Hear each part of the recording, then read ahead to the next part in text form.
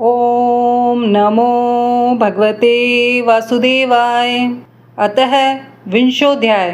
महाराज पृथु की यज्ञशाला में श्री विष्णु भगवान का प्रादुर्भाव। श्री मैत्रेय जी कहते हैं, विदुर जी, महाराज पृथु के 99 यज्ञों से यज्ञ भोक्ता यज्ञेश्वर भगवान विष्णु को भी बड़ा संतोष हुआ। उन्होंने इंद्र के सहित वहां उपस्थित होकर उनसे कहा। श्री भगवान ने कहा, राजन, इंद्र ने तुम्हारे 100 अश्वमेघ यज्ञ पूरे करने के संकल्प में विघ्न डाला है। अब ये तुमसे क्षमा चाहते हैं, तुम इन्हें क्षमा कर दो। नरदेव, जो श्रेष्ठ मानव, साधु और सद्बुद्धि संपन्न होते हैं, वे दूसरे जीवों से द्रोह नहीं करते, क्योंकि यह शरीर ही आत्मा नहीं है। यदि तुम जैसे लोग भी मेरी माया से मोहित हो जाएं, तो समझना चाहिए कि बहुत दिनों तक की हुई ज्ञानी जनों की सेवा से केवल श्रम ही हाथ लगा। ज्ञानवान पुरुष इस शरीर को अविद्या, वासना और कर्मों का ही पुतला समझकर इसमें आसक्त नहीं होता। इस प्रकार जो इस शरीर में ही आसक्त नहीं है, वह विवेकी पुरुष इससे उत्पन्न हुए घर, पुत्र और धन आदि में भी किस प्रकार ममता रख सकता है।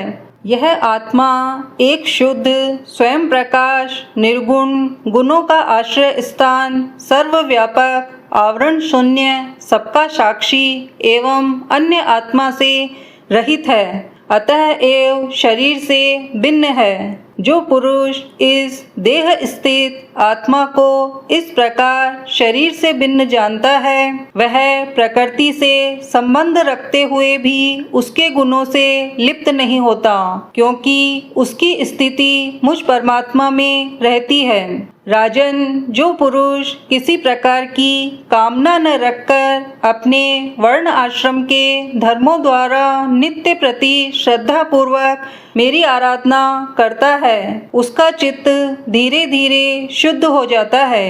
चित्त शुद्ध होने पर उसका विषयों से संबंध नहीं रहता तथा उसे तत्व ज्ञान की प्राप्ति हो जाती है। फिर तो वह मेरी समता रूप स्थिति को प्राप्त हो जाता है। यही परम शांति, ब्रह्म अथवा कैवल्य है।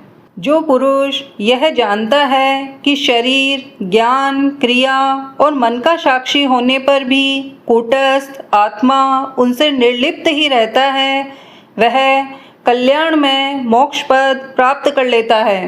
राजन, गुण प्रवाह रूप आवागमन तो भूत, इंद्रिय, इंद्रियाभिमानी देवता और चिदाभास, इन सबकी समष्टि रूप परिचिन्न लिंग शरीर का ही हुआ करता है।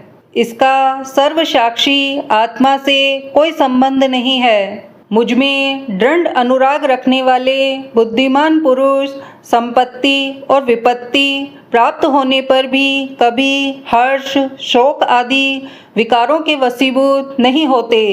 इसीलिए वीरवर, तुम उत्तम, मध्यम और अधम पुरुषों में समान भाव रखकर सुख दुख को भी एक सा समझो तथा मन और इंद्रियों को जीतकर मेरे ही द्वारा जुटाए हुए मंत्री आदि समस्त राजकीय पुरुषों की सहायता से संपूर्ण लोकों की रक्षा करो। राजा का कल्याण प्रजा पालन में ही है। इससे उसे परलोक में प्रजा के पुण्य का 6वां भाग मिलता है। इसके विपरीत जो राजा प्रजा की रक्षा तो नहीं करता, किंतु उससे कर वसूल करता जाता है, उसका सारा पुण्य तो प्रजा छीन लेती है और बदले में उसे प्रजा के पाप का भागी होना पड़ता है। ऐसा विचार कर यदि तुम श्रेष्ठ ब्राह्मणों की सम्मति और पूर्व परंपरा से प्राप्त हुए धर्म को ही मुख्यतः अपना लो और कहीं भी आसक्त न होकर इस पृथ्वी का न्यायपूर्वक पालन करते रहो, तो सब लोग तुमसे प्रेम करेंगे और कुछ ही दिनों में तुम्हें घर बैठे ही सनकादि सिद्धों के दर्शन होंगे। राजन, तुम्हारे गुणों ने और स्वभाव ने मुझको वश में कर लिया है, अतः तुम्हें जो इच्छा हो मुझसे वर मांग लो। उन क्षमा आदि गुणों से रहित यज्ञ, तप अथवा योग के द्वारा मुझको पाना सरल नहीं है। मैं तो उन्हीं के हृदय में रहता हूँ जिनके चित्त में समता रहती है। श्री मैत्रेय जी कहते हैं, विदुर जी, सर्वलोक गुरु श्री हरि के इस प्रकार कहने पर जगत विजयी महाराज पृथु ने उनकी आज्ञा सिरोधार्य की। देवराज इंद्र अपने कर्म से लज्जित होकर उनके चरणों पर गिरना ही चाहते थे कि राजा ने उन्हें प्रेम पूर्वक हृदय से लगा लिया और मनोमलिन्य निकाल दिया। फिर महाराज पृथु ने विश्वात्मा भक्त वत्सल भगवान का पूजन किया और क्षण क्षण में उमड़ते हुए भक्ति भाव में निमग्न होकर प्रभु के चरण कमल पकड़ लिए। श्री हरि वहां से जाना चाहते थे, किंतु पृथु के प्रति जो उनका वात्सल्य भाव था उसने उन्हें रोक लिया। वे अपने कमल दल के समान नेत्रों से उनकी ओर देखते ही रह गए, वहां से जा न सके। आदिराज महाराज पृथु भी नेत्रों में जल भर आने के कारण न तो भगवान का दर्शन ही कर सके और न कंठ गदगद हो जाने से कुछ बोल ही सके। उन्हें हृदय से आलिंगन कर पकड़े रहे और हाथ जोड़े ज्यों के त्यों खड़े रह गए।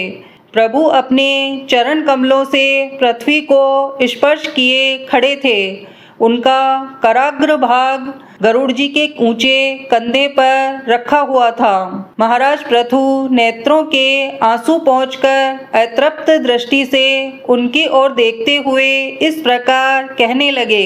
महाराज पृथु बोले, मोक्षपति प्रभो, आप वर देने वाले ब्रह्मादि देवताओं को भी वर देने में समर्थ हैं। कोई भी बुद्धिमान पुरुष आपसे देह अभिमानियों के भोगने योग्य विषयों को कैसे मांग सकता है? वे तो नारकी जीवों को भी मिलते ही हैं। अतः मैं इन तुच्छ विषयों को आपसे नहीं मांगता।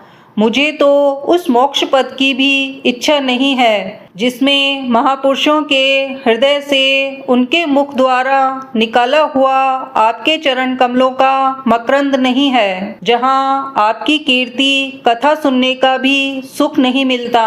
इसीलिए मेरी तो यही प्रार्थना है कि आप मुझे 10,000 कान दे दीजिए, जिनसे मैं आपके लीला गुणों को सुनता ही रहूं।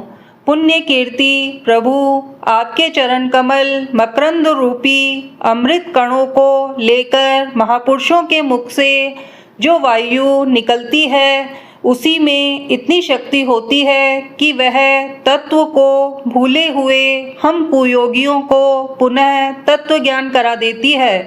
अतः एव हमें दूसरे वरों की कोई आवश्यकता नहीं है। उत्तम कीर्ति वाले प्रभु सत्संग में आपके मंगलमय सुयश को देववश एक बार भी सुन लेने पर कोई पशु बुद्धि पुरुष भले ही तृप्त हो जाए, गुणग्राही उसे कैसे छोड़ सकता है? सब प्रकार के पुरुषार्थों की सिद्धि के लिए स्वयं लक्ष्मी जी भी आपके सुयश को सुनना चाहती है। अब श्री लक्ष्मी जी के समान मैं भी अत्यंत उत्सुकता से आप सर्व गुणधाम पुरुषोत्तम की सेवा ही करना चाहता हूँ, किंतु ऐसा न हो कि एक ही पति की सेवा प्राप्त करने की होड़ होने के कारण आपके चरणों में ही मन को एकाग्र करने वाले हम दोनों में कलह छिड़ जाए। जगदीश्वर जगत जननी श्री लक्ष्मी जी के हृदय में मेरे प्रति विरोध भाव होने की संभावना तो है ही, क्योंकि जिस आपके सेवा कार्य में उनका अनुराग है उसी के लिए मैं भी लालायित हूँ, किंतु आप दिनों पर दया करते हैं, उनके तुच्छ कर्मों को भी बहुत करके मानते हैं। इसीलिए मुझे आशा है कि हमारे झगड़े में भी आप मेरा ही पक्ष लेंगे। आप तो अपने स्वरूप में ही रमन करते हैं, आपको भला श्री लक्ष्मी जी से भी क्या लेना है? इसी से निष्काम महात्मा ज्ञान हो जाने के बाद भी आपका भजन करते हैं। आप में माया के कार्य, अहंकार आदि का सर्वथा अभाव है। भगवान, मुझे तो आपके चरण कमलों का निरंतर चिंतन करने के सिवा सत्पुरुषों का कोई और प्रयोजन ही नहीं जान पड़ता। मैं भी बिना किसी इच्छा के आपका भजन करता हूँ। आपने जो मुझसे कहा कि वर मांग लो, सो आपकी इस वाणी को तो मैं संसार को मोह में डालने वाली ही मानता हूँ। यही क्या, आपकी वेद रूपा वाणी में भी तो जगत को बांध रखा है। यदि उस वेदवाणी रूप रस्सी से लोग बंधे न होते तो वे मोहवश सकाम कर्म क्यों करते। प्रभु, आपकी माया से ही मनुष्य अपने वास्तविक स्वरूप आपसे विमुख होकर अज्ञानवश अन्य स्त्री, पुत्र आदि की इच्छा करता है।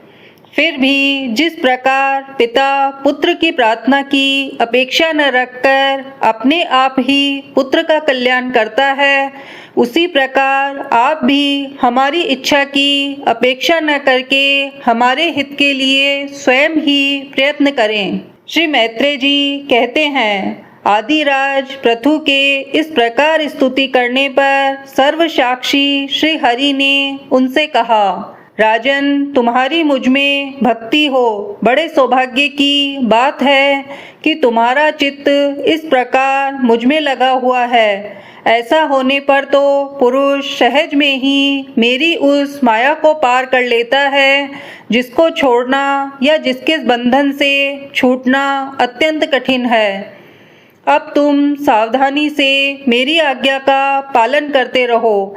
प्रजापालक नरेश, जो पुरुष मेरी आज्ञा का पालन करता है उसका सर्वत्र मंगल होता है। श्री मैत्रेय जी कहते हैं, विदुर जी, इस प्रकार भगवान ने राजऋषि पृथु के सारगर्भित वचनों का आदर किया।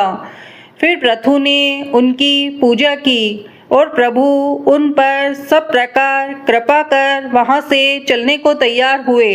महाराज पृथु ने वहाँ जो देवता, ऋषि, पितर, गंधर्व, सिद्ध, चारण, नाग, किन्नर, अप्सरा, मनुष्य और पक्षी आदि अनेक प्रकार के प्राणी एवं भगवान के पार्षद आए थे, उन सभी का भगवत बुद्धि से भक्ति पूर्वक वाणी और धन के द्वारा हाथ जोड़कर पूजन किया। इसके बाद वे सब अपने अपने स्थानों को चले गए। भगवान अच्युत भी राजा पृथु एवं उनके पुरोहितों का चित्त चुराते हुए अपने धाम को सिधारे। तदंतर अपना स्वरूप दिखाकर अंतर्ध्यान हुए। अव्यक्त स्वरूप देवादिदेव भगवान को नमस्कार करके राजा पृथु भी अपनी राजधानी में चले आए। श्रीमद् भागवते महापुराणे पारमहंस्या संहिताया चतुर्थ स्कंदे 20 अध्याय।